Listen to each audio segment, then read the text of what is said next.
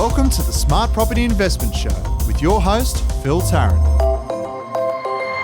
Good everyone, hope you're well. Welcome to the Smart Property Investment Show. I'm your host, Phil Tarrant. I've been doing this now for about 3 or 4 years, so I'd like to think I'm a lot more informed about property investment, and no doubt it's better now than what it was when we first kicked off. I was probably stumbling through most of my sentences. So the more you do stuff, the better you get at it, and that definitely applies for property investors.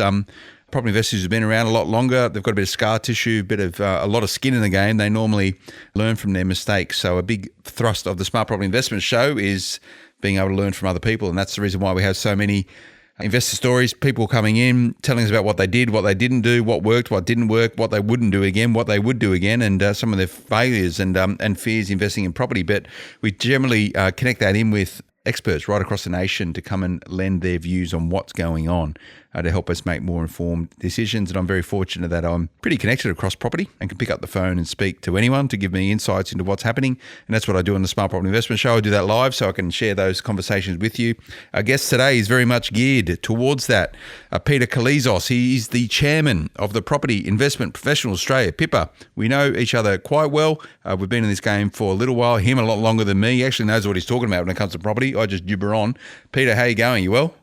I'm very good indeed, thank you. You're very modest, my friend. I'm sure you know lots and lots and lots.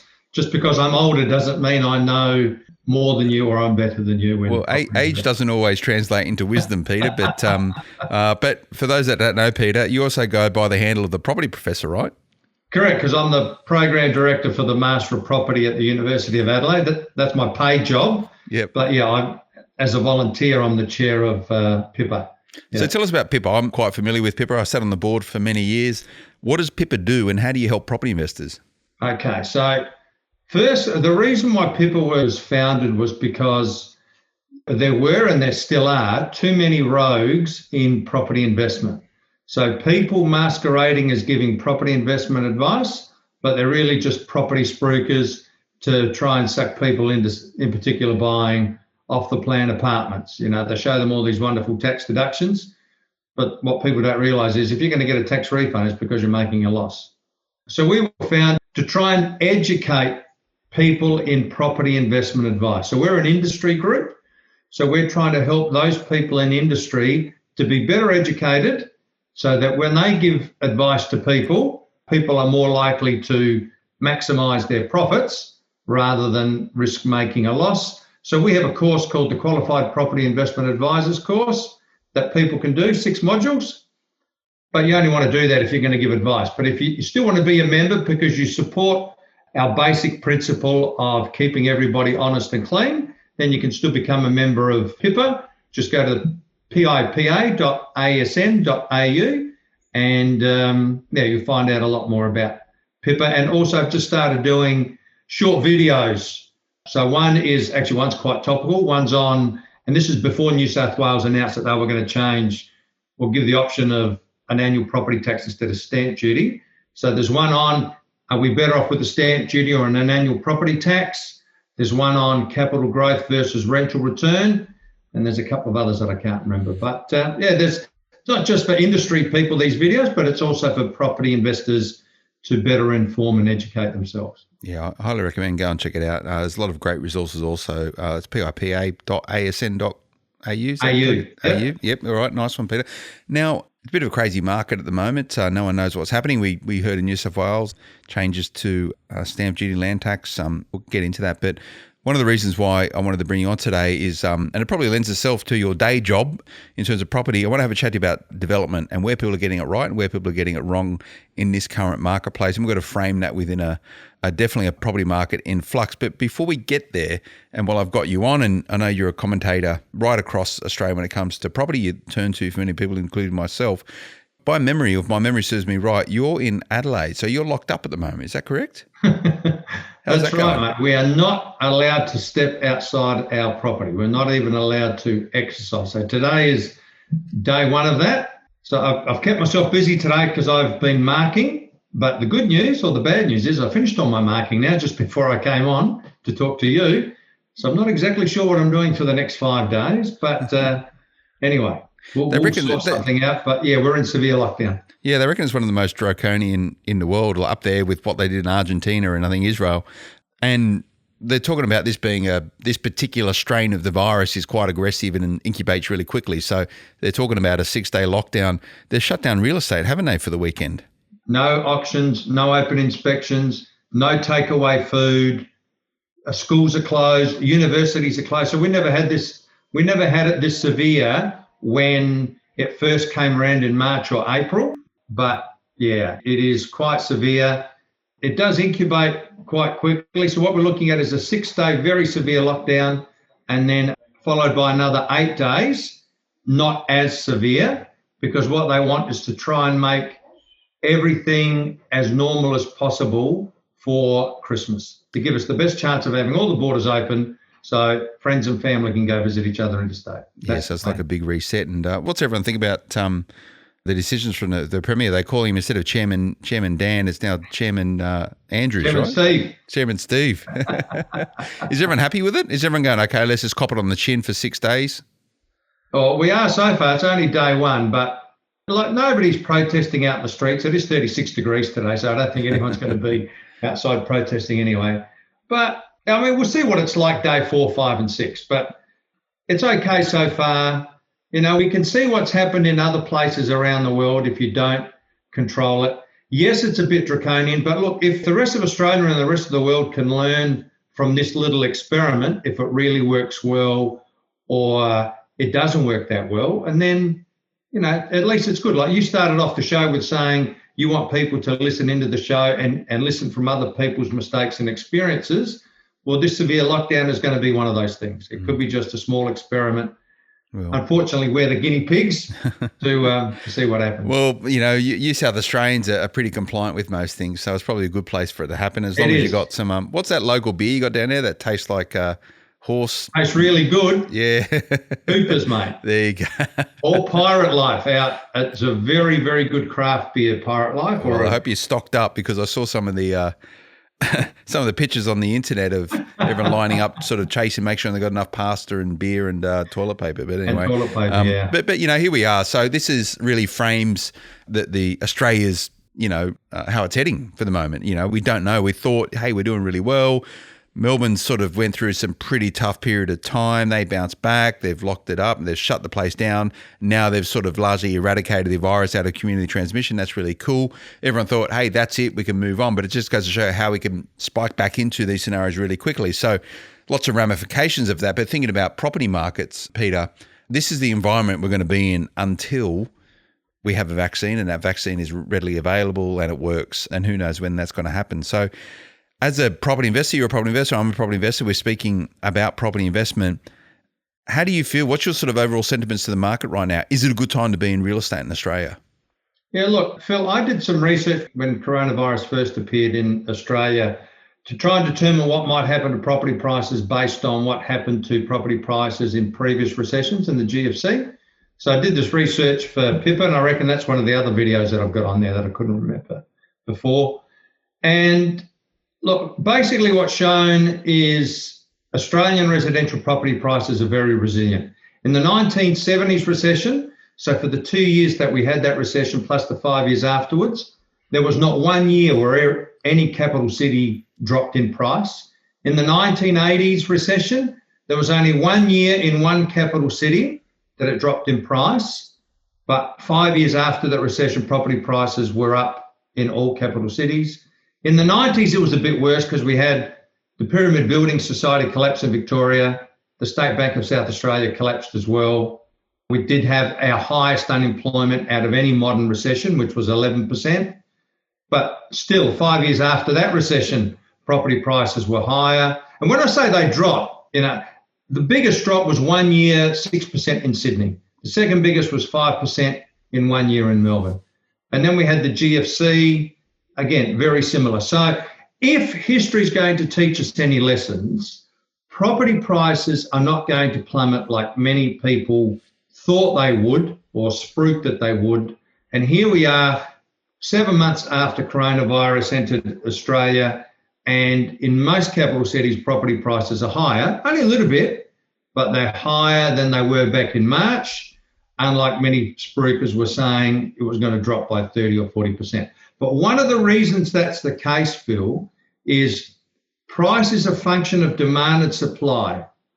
Yes, COVID-19 has put fear into some people, and so they are less likely to buy property, but also there are a lot less people willing to sell their property. So supply is way down, demand is also down. That's why price is relatively stable. 1 or 2% up or down is really neither here nor there. So property prices are relatively stable. And unlike the other recessions we had JobKeeper to keep us safe, JobSeeker, banks provided mortgage holidays. We'd never had that before. So, the government and the banking sector all came together to provide an economic airbag. And so, look, one of the main complaints I'm getting from property investors is they can't find property to buy. It's not that they're worried that their property is going to drop in price. They can't find property to buy. So considering what those numbers and that narrative you just gave us, Peter, why were banks so bearish at the start of COVID talking about price drops potentially of 30%? One of the banks with yellow in its logo came out. Pretty much it was calling worst case like 30%. The immediate lessons from the 70s, the 80s, the GFC, which said there is resilience in Australian property. So why did they do that, do you think? What concerned them? Look, I don't know the people in the banks that are forecasting this. I'm sure they know lots about banking and finance. I'm not sure if they know about consumer behaviour when it comes to property owners and property investors. But it's certainly one worst case scenario was 30%. Most of them said that it would drop around 12, 13, 14% in the most probable case scenario. But no one got anywhere near close to that. And neither have we done that in the last 50 years.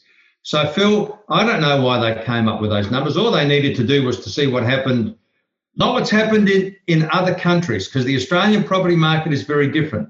We are very dominated by owner-occupiers, other countries not so much. And we have an obsession with buying our own home, whereas other countries where property is so expensive, they've given up on that dream. So, our psyche when it comes to property is very different to other countries. But if we looked at what happened to Australian property prices in the past through other economic downturns, somebody with, some insight into property or property owners or property investors should have worked out, it's not going to be good for the economy. We'll probably go into recession, which we did. Unemployment will go up, which it will.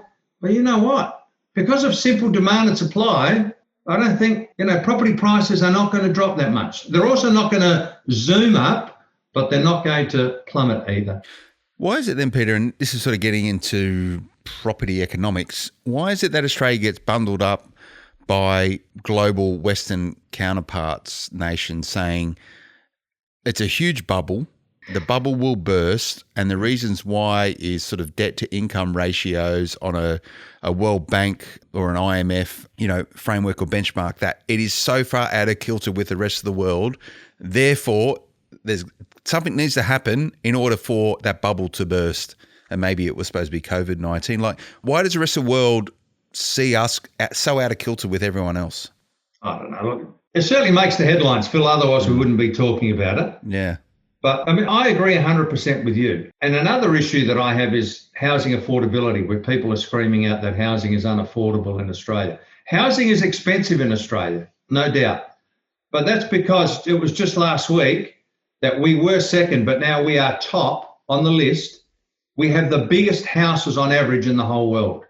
So if everything else is equal, but you've got the biggest houses, well, you're going to have the biggest price, aren't you? And consider where most Australians live. Most Australians live in a detached dwelling. You go overseas, most people do not live in a detached dwelling on their own block of land. It's an apartment. And for me, it's not just the debt to income. The key as to whether property is going to plummet or not is whether people can afford to make the mortgage repayment. And one of the key components of a mortgage repayment is the interest rate.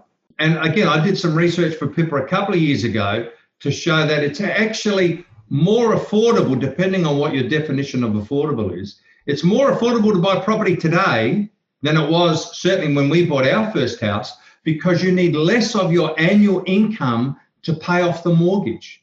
All right, so instead of it being back in the 60s, an average house was 5 times the average income, and today it's now 10 times. Well, houses have also been getting bigger. And in the 50s and 60s, like my parents and my parents-in-law, they didn't build 4-bedroom houses with 2 living areas and 3 bathrooms and a double garage and a theatre room, and they had to have all the mod cons. They built a basic 3-bedroom, 1 bathroom, 1 living area house, and they put the curtains in when they could afford it. And they put the air conditioning in when they could afford it. So we're living in bigger and better houses, therefore they're more expensive. But thanks to interest rates, even though they're more expensive, they're not more unaffordable. And this is the serviceability metric and the relationship of serviceability with affordability. And we're talking sort of owner-occupier there, but the same applies for property investors. Your ability to service debt and that capacity is an enablement for being a better property investor. Hence the reason why some people are able to build big portfolios, because they buy the right properties at the right time, which generate income, which allows them to keep going and going. So, in your history in sort of working in property and as a property investor and a commentator of property, how would you frame this period we're in right now versus periods in history? Are you bullish about the future for Australians to create wealth through property? Yeah, look, I mean, this is going to be recorded, so, somebody might throw it in my face when I'm wrong. But I reckon if we take out Sydney and Melbourne, because they've had pretty good rises in property prices, but for the rest of Australia, starting 2021, I reckon it's going to be as good as it has been since 2001, 2002. Because really, that was the last time that property prices boomed nationally. And the main reason is banks are going to put into place more reasonable lending criteria. Rather than this forensic examination of people's expenses and so on, it's going to allow more people to borrow money. That increases demand.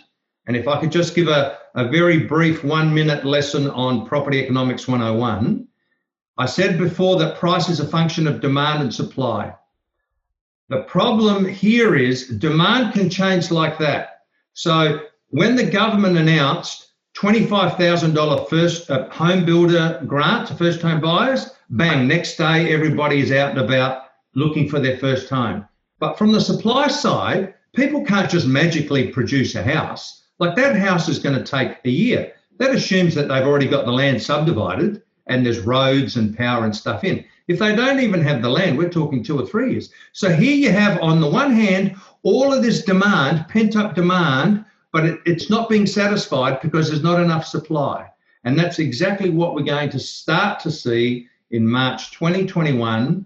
And it won't just be for new homes, it'll also be for established homes, because in simple terms, some people that can't borrow today will be able to borrow in March. And those people that can borrow today will actually be able to borrow more in March. And this has been instigated by the government because they can see unless people can borrow money, not just for property, but for businesses, to expand the economy, we're going to be in the doldrums for a long time. So we need to get ourselves out of this recession. We've learned some very valuable lessons over the last 100 years. In the Great Depression, there was a little bit of stimulus money, but the only stimulus money that was given was the equivalent to the amount of gold that governments were holding. So simple numbers, if they had $1 billion in gold, we can only dish out $1 billion in stimulus money. But you fast forward 100 years to now, countries all over the world are printing money so as to get themselves out of the recession. Because, I don't know one country that's not in recession at the moment. So going back to your original question, sorry, Phil, that lesson on property economics was a bit longer than 1 minute. No, it's good though. Yeah, I can see, personally, I'm very excited because I hold a number of investment properties. And if I can hold on to those investment properties for the next 2 or 3 years, they're going to be worth a lot more than what they are today. Poor old Adelaide, just like Brisbane, hasn't done much in the last 12 years since the GFC. So people in Adelaide and Brisbane and Perth should be getting very excited about the future. So, you talked about the uniqueness of Australia when it comes to property and why it bucks global trends in some of those dynamics. And you gave us that very good sort of 101 on, is that first year university course? Is it 101 property economics? Which is pretty good. Supply, yeah. So why do you think, and we'll get into the development stuff in a moment, but it's an important question. Why is the government looking to stimulate the economy by tinkering with property? And by tinkering with property, they've gone, there's all this new land tax sort of stamp duty type situation, and a bit outside the scope of this chat, but they're tinkering with that to make it easier to potentially buy and sell property. They're tinkering with the prudential regulator, which governs the way in which money is lent, and making it essentially a lot easier for banks to issue credit. So that they're tinkering with access to credit as a way to stimulate the economy. But all of this connects in with property. Is that because as an asset class, it's huge, and as a mechanism of the wealth effect for Australians or their view of wealth, it all sits within property. So if they're comfortable and confident about property, it means that their wallets open up. I guess that's probably property economics 101 as well, is it? It is. You've just answered your own question, mate. You are 100% right. The two, in my opinion, and I've been in property for a while, the two most important determinants of how healthy the property market is availability of credit and consumer confidence. Like, people can be really happy and confident, but if the banks aren't going to lend money, like was the case this year, the year before, and last year, property prices aren't going to go anywhere. But if people are happy and confident, one, because they have a job, that's a very big factor, and two, their house price is going up. Like, you can imagine how fearful people are if property prices are going down. They're not spending money on anything. But if their property prices are going up, they are feeling happy and confident, and they're more likely to go out and buy that extra sandwich during the week, or extra night out, extra holiday, buying a holiday house, upgrading to a bigger house, and it goes on. Providing we are happy and confident, then we are willing to spend our money, and that's good for the economy. What do you think then, talking about sort of property economics, the natural place for unemployment to sit, and you'll know this better than me, is probably about 5.5% to 6%, thereabouts? I think it's closer to 5%. 5%. And we're sitting at now at around 7 or 8%, yeah. I think. So it's higher than where it should be, but why does all the narrative focus on the people who are unemployed versus all of those people who are employed, who do have jobs, who are comfortable and they're confident and they're driven to creating a better life for themselves through smart investment? Why don't we concentrate on those people in talking about shaping the narrative around property investment? Yeah. Well, because bad news gets more headlines than good news, mate. Rather than saying, the worst that it's going to get here is 8% unemployment compared to pre-COVID, it was 5%. Why don't we say that, there'll still be 92% people employed?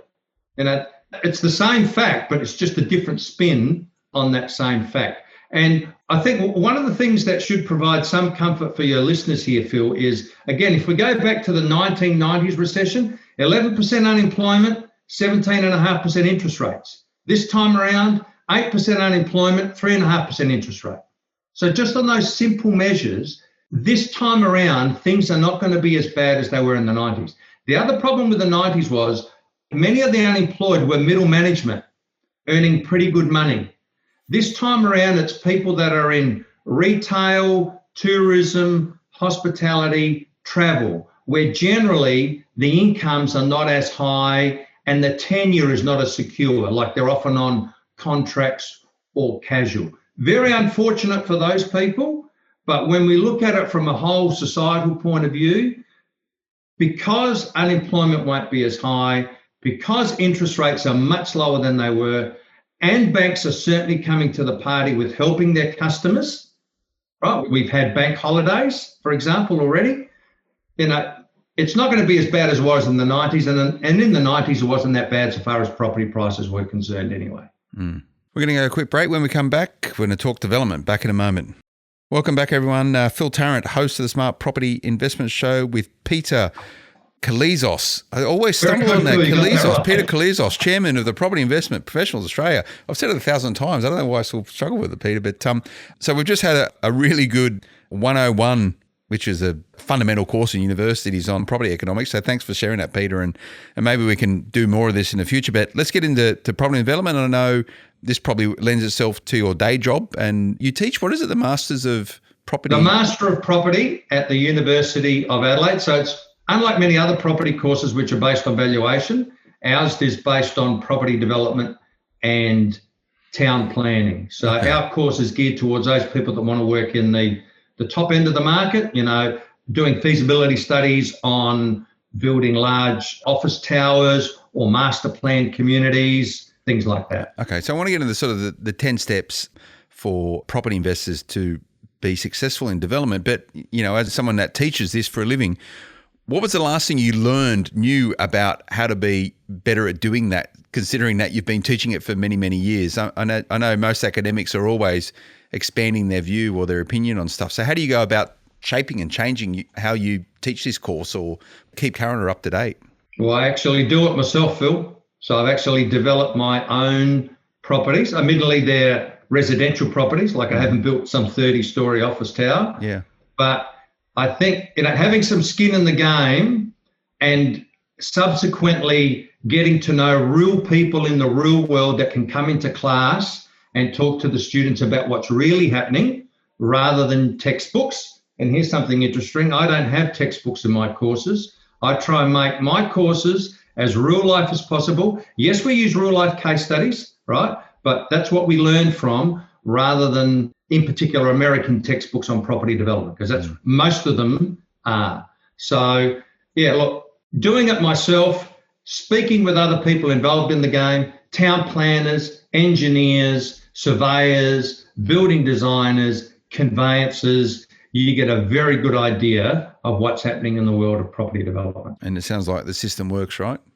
Yep. Well, we got very happy students, and a very happy head of school, because the students are happy and the students are paying, so we're all happy. And you just said you were just marking. Are they all passing as well?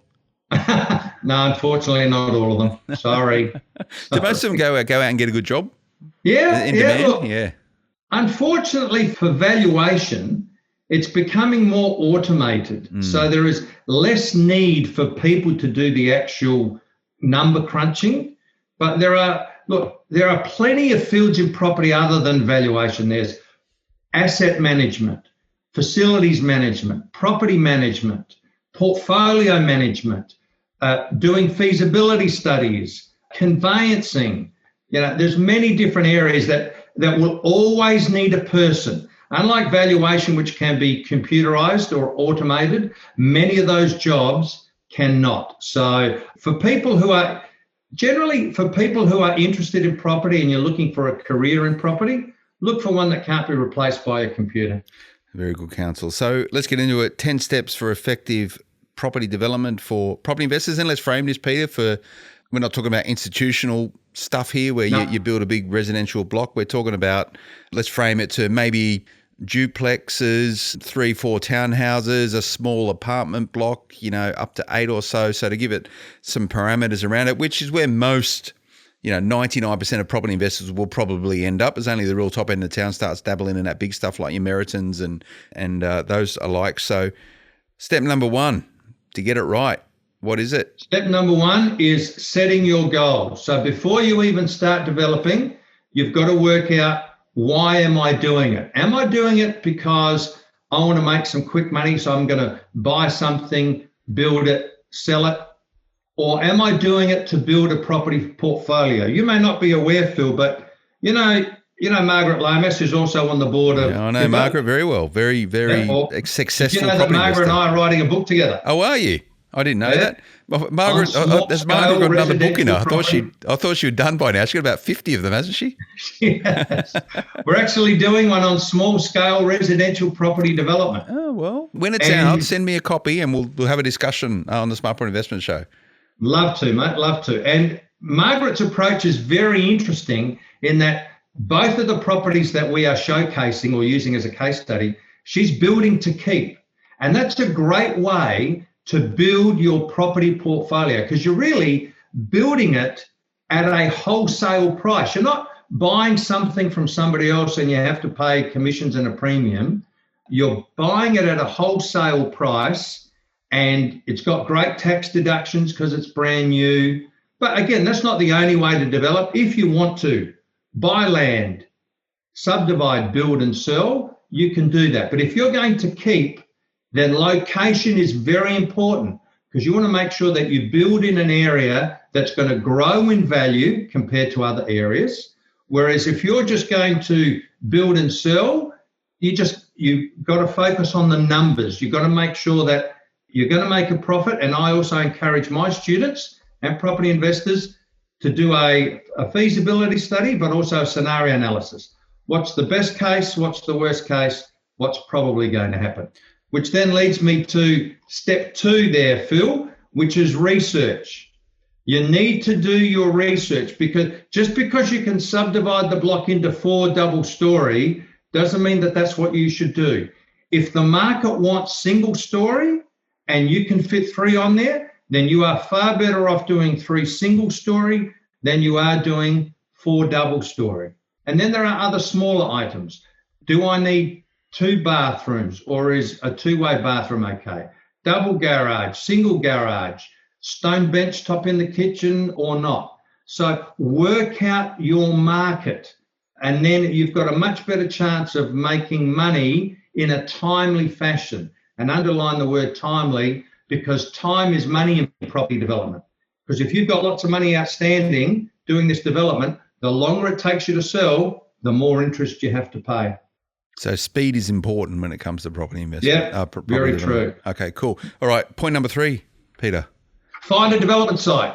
Now that sounds relatively easy. You can look at realestate.com or domain.com, but I'd suggest that's quite passive. I suggest you become more active and contact local real estate agents and let them know that you're serious and you're looking to buy development sites, because what is implied in that, if you buy some land from an agent to develop, generally you will sell through that agent and then you develop a relationship.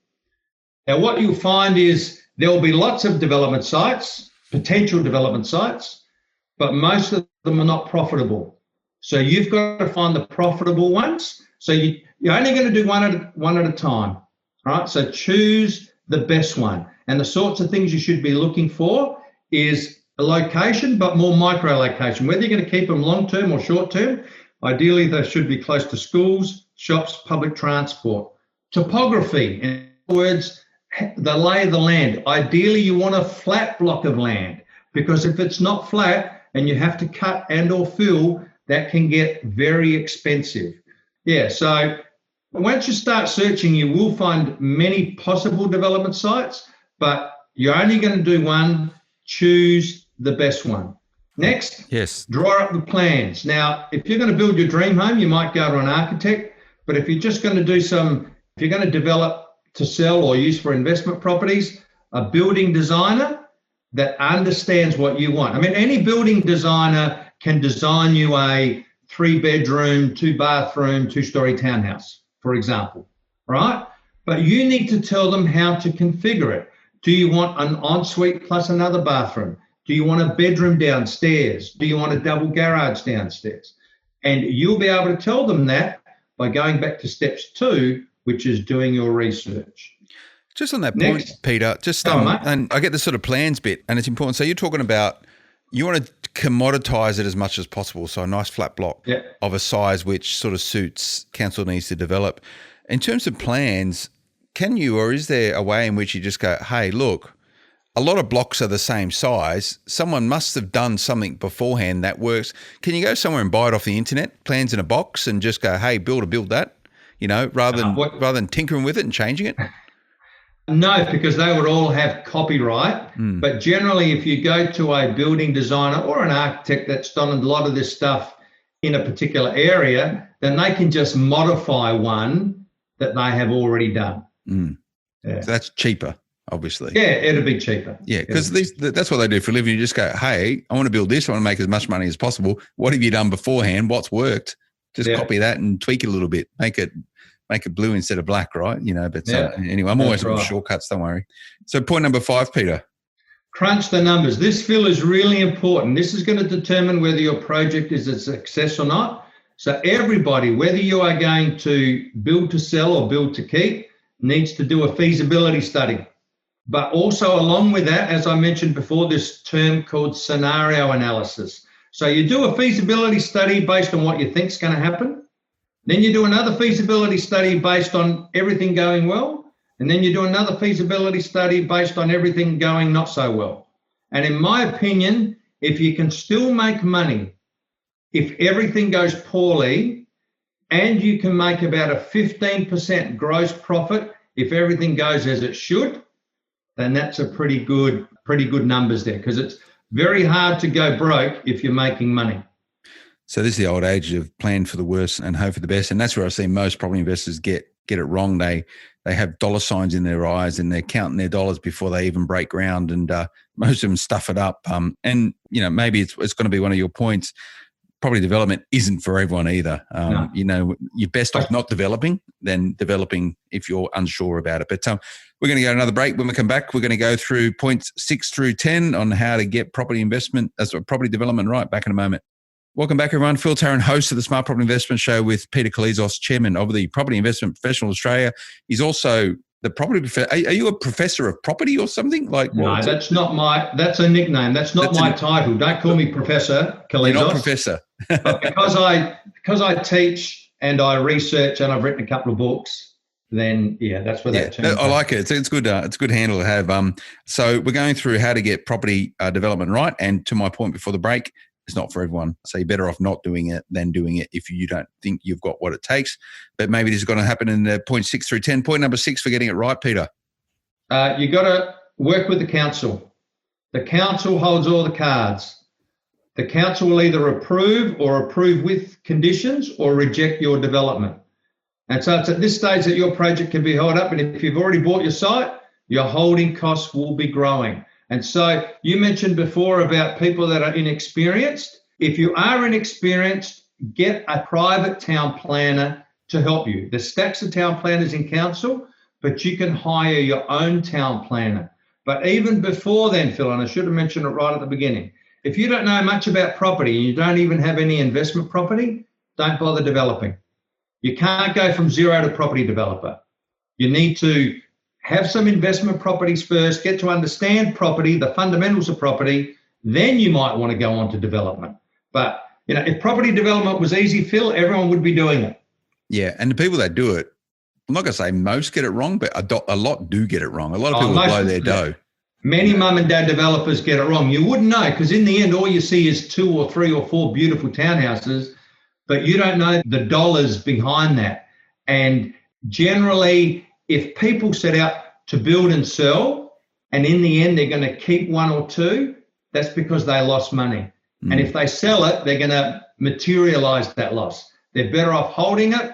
At least the rent is paying off most of the mortgage, and then at some time in the future, they will sell it. Yeah. Unfortunately, many mum and dad small-scale property developers get it wrong. Yeah, they do. And even and if you tune into the Smart Property Investment Show, we share our portfolio, and it's quite a large portfolio in the big scheme of things. I'd like to think I know a fair bit about property investment, but I still haven't even tackled a development, even though I could probably find the right people to help me out with it. But my limitations are the fact that I just don't have the time to do it, and it's not a key priority or focus for me. I'm no doubt at a point in time I will do it when it's the right time to do it, and I'll just be more informed at that point in time. But I just don't have the bandwidth for it. I just don't want to deal with it, Peter. I can't be bothered with it. Yeah, and Phil, you don't have to. You may go through your whole property investment career not developing, and that's fine. Again, you have to go back to step 1. Why are you doing it? If you want to give up your day job, that's fantastic. But don't go to work on Monday and tell your boss, you quit, because the bank's not going to lend you any money. The reality is you still have to work while you're developing. Then later on, when you get some confidence in yourself, more importantly, the banks has confidence in you, then you might be able to either give up your day job, but you'll probably go half time and then slowly go to 0. Yeah, it's just like a softly catchy monkey type thing. I hope I got that right. Point number 7, Peter. Select a builder. So once you've got everything in place, you need to pick a builder. There'll be plenty of builders willing to build your development, but you need to find an appropriate builder, a licensed builder that has the right insurance, that has experience in building in that area, And I find word of mouth is the best way to select a builder. Basically, most builders will have the same contracts. They're either by the Master Builders Association or the Housing Industry Association. So the contracts are generally the same. One thing I would encourage people to ask, they probably won't get, is to include liquidated damages, which basically means if the builder is late, then the builder is going to pay you, the developer, a penalty. And the penalty is either the rent that you were going to get if they were finished, or it's your interest that you are paying. Because we said before, time is money. The longer it takes to finish, the less money you're going to make. Yeah, the contract is important, and I don't want to dwell on it too much. There's probably another chat we can have, but what are the sort of, there's normally a couple of different structures for a contract for engaging a builder? Yeah, look, there's cost plus, which is, well, all the materials are going to cost $1 million.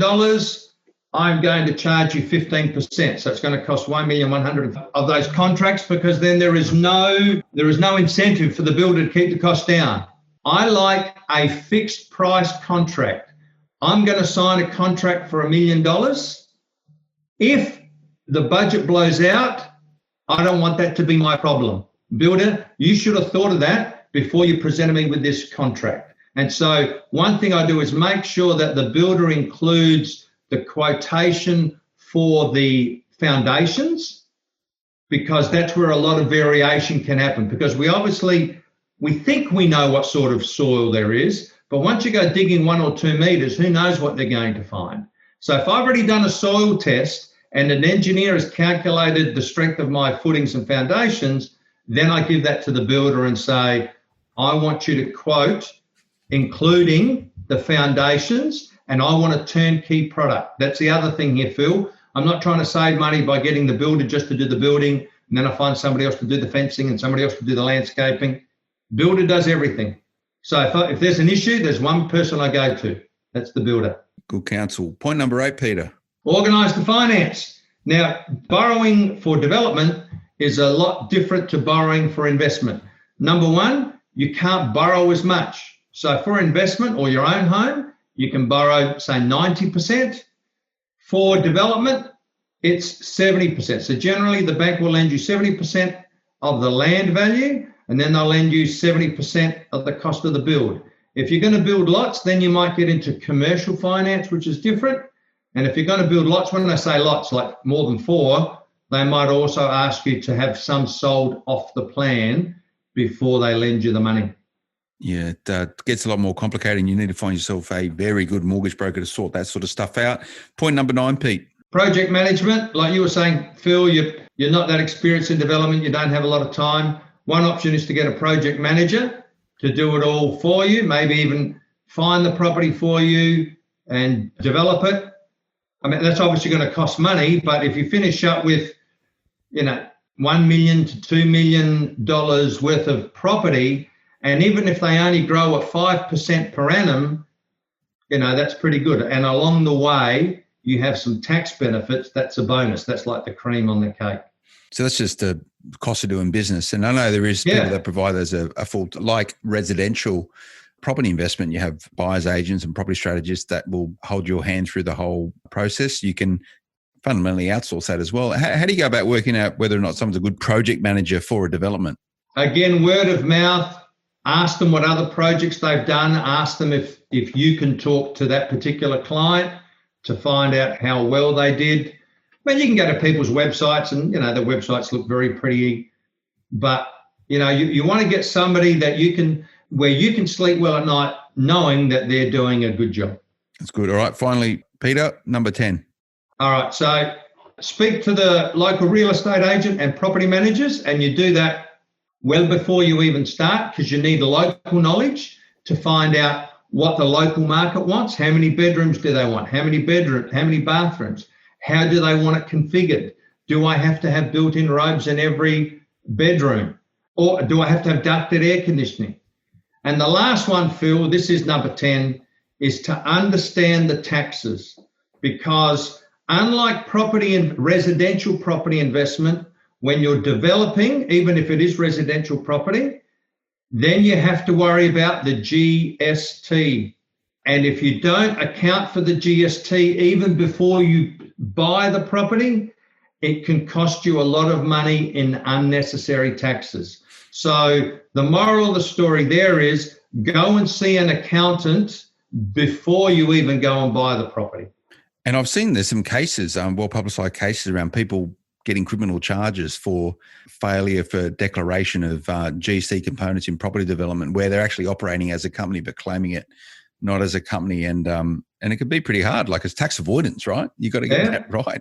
Got to get tax right on top of it. Tax minimisation is good, but tax avoidance, no, that's bad. You can go to jail. Tax avoidance is bad. But thanks for that, Peter. That was really good. For some reason, I've got 11 here, and I'll go through them quickly. Number 1, goal setting. Number 2, research. Number 3, find a development site. Number 4, draw up your plans. Number 5, crunch numbers. That's feasibility studies and looking at the parameters of it. Number 6, work effectively with council. 7, select a very good builder. Number 8, make sure you get your finance right. I had 9 as project management.